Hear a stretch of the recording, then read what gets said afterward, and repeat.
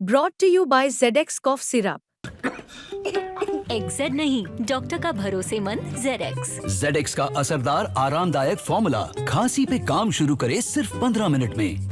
जो कभी कभी हुकूमतें अपने आप को मालिक समझ बैठती हैं और वो उस तरह के कानून बनाती है या जनता का मजाक उड़ाती, तब ये खामियां भुगतने पड़े। मैंने सरकार से कहा था और मैंने सरकार विपक्ष दोनों से उनकी राय पूछी थी। यहाँ पे रिजर्वेशन को लेकर एक बहुत बड़ा मुद्दा हुआ है, सुप्रीम कोर्ट का ऑर्डर आया है।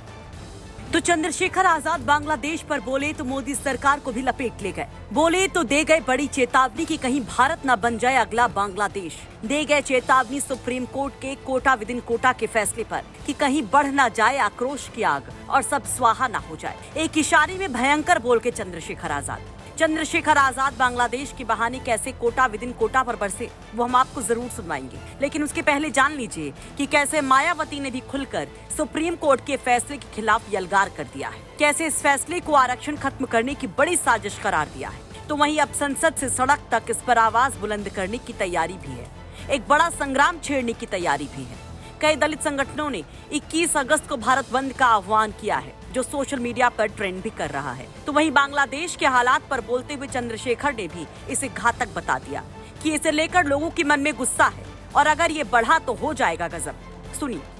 देखिए, आप ये समझिए कि बांग्लादेश की स्थिति कैसे हुई। ये जो कभी कभी हुकूमतें अपने आप को मालिक समझ बैठती हैं और वो उस तरह के कानून बनाती है या जनता का मजाक उड़ाती, तब ये खामियां भुगतने पड़े। मैंने सरकार से कहा था और मैंने सरकार विपक्ष दोनों से उनकी राय पूछी थी। यहाँ पे रिजर्वेशन को लेकर एक बहुत बड़ा मुद्दा हुआ है, सुप्रीम कोर्ट का ऑर्डर आया है। लेकिन जिस तरह सरकार ने और विपक्ष ने चुप्पी थाम रखी है, तो ये लगता है कि लोगों में गुस्सा बढ़ रहा है। मैं मानता हूं कि जब जनहित के मुद्दों पे जो है सरकार विफल होगी तो इसका खामियाजा भुगतना पड़ेगा। देखिए, बहुत बेरोजगारी है बांग्लादेश में, महंगाई ने वहां भी नुकसान पहुंचाया था और तमाम तरह से जो इंडस्ट्रियल एरिया सब चीजें ठप हो गया था, तो उसका खामियाजा जनता के विरोध के रूप में भुगतना पड़ा। बिल्कुल हमारा पड़ोसी मुल्क है, हमारे बहुत अच्छे रिश्ते रहे हैं उनसे लंबे समय तक।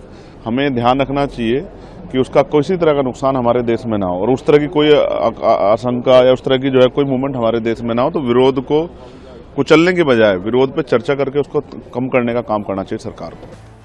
तो नगीना से सांसद चंद्रशेखर कहते हैं कि हालात को संभाल लेना चाहिए, मोदी सरकार को चेत जाना चाहिए। आपको बता दें कि कुछ दिन पहले ही SC/ST आरक्षण मामले में सुनवाई के दौरान सुप्रीम कोर्ट की 7 जजों की संवैधानिक पीठ ने 4-3 के बहुमत से कहा था कि SC/ST में क्रीमी लेयर की भी पहचान होनी चाहिए।